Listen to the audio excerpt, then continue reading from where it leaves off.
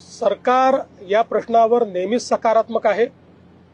सरकारने वारंवार निर्णय घेतलाय।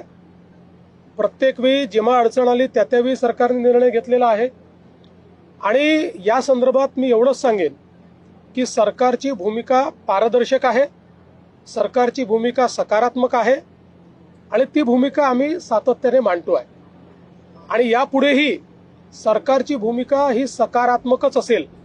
आमचं सरकार सर्व समाजाकरता सकारात्मक काम करणारं सरकार आहे।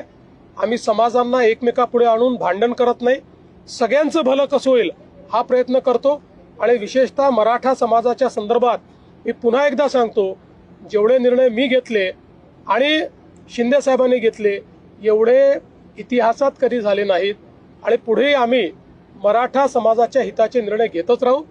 फक्त हे निर्णय घेत असताना देशाचं संविधान, देशाचे हायकोर्ट आणि सुप्रीम कोर्ट यांनी दिलेले निर्देश याचं मात्र पालन करावं लागेल। त्या निर्देशांचा अवलंब न करता जर एखादा निर्णय घेतला तर त्यातनं केवळ प्रसिद्धी मिळेल, पण तो निर्णय टिकणार नाही। त्यामुळे संविधान आणि न्यायालयाचे निर्णय यांच्या कसोटीवर जे निर्णय आम्हाला घेता येतील त्याच्या कसोटीवर खरे ठरणारे जे निर्णय असतील ते सगळे निर्णय आम्ही घेऊ।